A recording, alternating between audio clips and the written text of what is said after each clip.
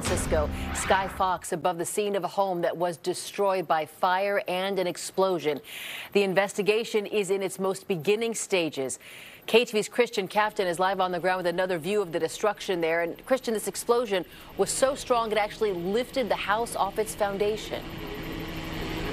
Yeah, that's exactly what we heard from the chief of the fire department. We spoke with her a little bit earlier to get some details about this fire. First, let's give you a look at the scene here. This is still a developing story. As you said, Garcia, you can see that there are still firefighters very much on scene trying to figure out exactly what happened. We're looking right now between the yellow house and the green house. There was another house between those two houses. That house now almost completely gone. The walls are there, but the roof and front of that back that house are completely now blown out. If we pan across the street now, you can see just how powerful that blast was. Neighbors say that that blast powerful enough to blow out windows up and down the block here. Still a lot of people wondering exactly what happened. That explosion happened at around 9:30 this morning. We're hearing that one person was sent to the hospital with burns. We don't know how badly injured that person was or if they were a resident of that home.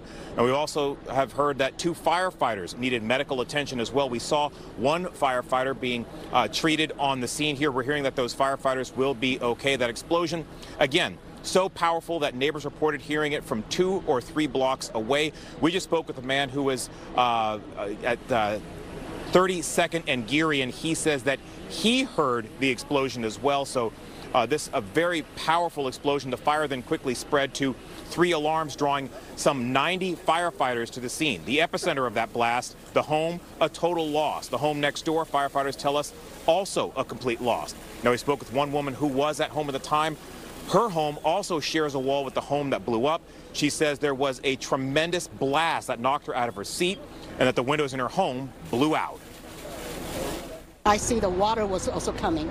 The fire was coming, the water was coming, and I knew right then, right there, police was yelling at me, get out, get out, get out. And somebody was saying that you need to get out because there may be a gas line that's going to blast soon.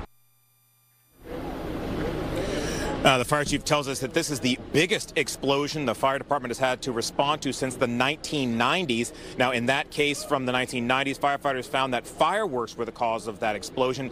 At this point, no word on what the cause of the explosion was here. That's still under investigation. Coming back to our live shot, you can see that there is still a heavy contingent of firefighters here. Now, they have stopped hosing the scene down, which is a good sign.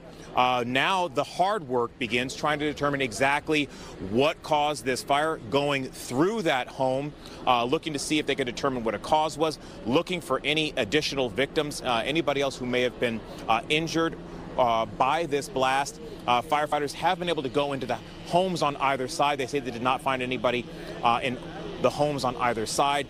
But when I talked with the chief earlier, she said she had not had a chance, or firefighters had not had a chance to go through the home that was at the epicenter of all of this. Again, because you saw that video, it was completely blown out, unsafe for firefighters to go in. We do know, again, that one person has been sent to the hospital with burns. We don't know the condition of that person.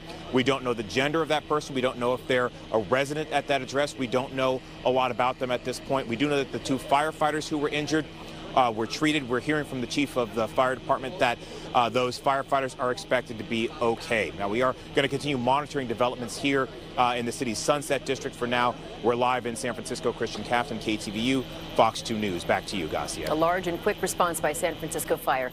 Christian, thank you.